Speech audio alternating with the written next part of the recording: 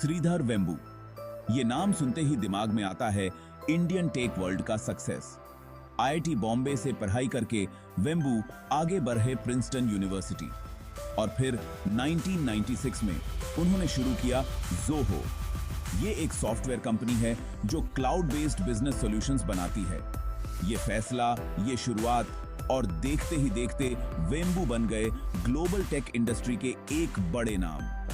वेम्बू के लीडरशिप में ज़ोहो ने बहुत तरक्की करी है। प्राइवेट कंपनी होते हुए भी उनके नेतृत्व में ये $1 बिलियन एंटरप्राइज बन गई है।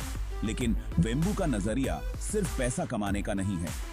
वो एम्प्लॉई वेलबीइंग और एथिकल बिजनेस प्रैक्टिसेस के बहुत बड़े समर्थक है और हाल ही में यही बात उन्हें सुर्खियों में लाई है, खासकर जब उन्होंने अपनी कॉम्पिटिटर कंपनी फ्रेशवर्क्स की आलोचना करी। पिछले कुछ सालों में ज़ोहो का फाइनेंशियल परफॉर्मेंस बहुत ही बढ़िया रहा है। कंपनी ने फिस्कल ईयर 2023 में 2,836 करोड़ रुपए का मुनाफा कमाया। ये सफलता वेम्बू के बिजनेस एक्यूमेन और ज़ोहो के इनोवेटिव प्रोडक्ट्स का नतीजा है। कंपनी के पास अलग अलग बिजनेस नीड्स के लिए सॉफ्टवेयर सॉल्यूशंस का एक बड़ा पोर्टफोलियो है। ज़ोहो की कामयाबी वेम्बू के लीडरशिप फिलॉसफी से जुड़ी हुई है। उनका मानना है कि ऐसा माहौल बनाना चाहिए जहां एम्प्लॉइज के काम और ग्रोथ को महत्व दिया जाए। इसी सोच ने ज़ोहो में लॉयल्टी और इनोवेशन की संस्कृति को बढ़ावा दिया है और यही उनकी सफलता का राज है। हाल ही में वेम्बू ने फ्रेशवर्क्स, जो कि एक और इंडियन सॉफ्टवेयर कंपनी है, की पब्लिकली आलोचना करके सबको चौंका दिया। फ्रेशवर्क्स ने 660 कर्मचारियों को नौकरी से निकालने का फैसला लिया, जिसकी वेम्बू ने कड़ी निंदा की। उन्होंने सोशल मीडिया पर अपनी नाराजगी जाहिर करते हुए सवाल उठाया कि जब कंपनी के पास इतना पैसा है तो ले-ऑफ्स की क्या जरूरत है। वेम्बू का कहना था कि कंपनीज को अपने कर्मचारियों की भलाई को सबसे पहले रखना चाहिए, खासकर जब उनके पास ऐसा करने के लिए पैसे हों। उन्होंने फ्रेशवर्क्स के फैसले को पूरी तरह से लालच बताया और कहा कि यह दिखाता है कि कैसे शेयर होल्डर प्रॉफिट्स को एम्प्लॉई सिक्योरिटी से ज्यादा तरजीह दी जा रही है। Section 4, a history of rivalry. Vembu का फ्रेशवर्क्स पर हमला कोई नई बात नहीं है।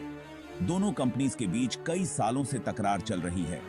ये लड़ाई 2020 में और बढ़ गई जब ज़ोहो ने फ्रेशवर्क्स के खिलाफ केस कर दिया। ज़ोहो ने आरोप लगाया कि फ्रेशवर्क्स, जिसके फाउंडर गिरीश मथुरुबुथम पहले ज़ोहो में काम कर चुके हैं, ने उनका कॉन्फिडेंशियल डेटा चुराया है। इस केस ने दोनों कंपनीज के बीच दुश्मनी को और बढ़ा दिया। वेम्बू के ताजा बयानों ने इस बहस को फिर से हवा दे दी है और सबका ध्यान कॉरपोरेशंस की एथिकल रिस्पॉन्सिबिलिटीज, खासकर अपने एम्प्लॉइज के प्रति, की तरफ खींचा है। Section 5, a call for corporate responsibility. Sridhar Vembu का फ्रेशवर्क्स पर हमला सिर्फ एक कंपेटिटर की आलोचना नहीं है। यह कॉर्पोरेट कल्चर को बदलने का आह्वान है, जिसमें बिजनेसेस को मुनाफे के साथ साथ एम्प्लॉई वेलबीइंग को भी प्राथमिकता देनी चाहिए। वो बिजनेस के प्रति ज्यादा इंसानियत भरा नजरिया रखने की वकालत करते हैं, जहां लॉयल्टी और शेयर्ड सक्सेस को महत्व दिया जाए।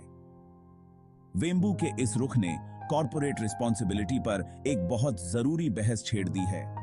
उनके शब्द हमें याद दिलाते हैं कि कंपनीज का अपने कर्मचारियों के प्रति एक नैतिक दायित्व होता है, खासकर आर्थिक अनिश्चितता के समय में। किसी भी कंपनी की असली कामयाबी सिर्फ उसके फाइनेंशियल परफॉर्मेंस से नहीं, बल्कि उसके वर्कफोर्स के साथ उसके व्यवहार से भी आंकी जाती है।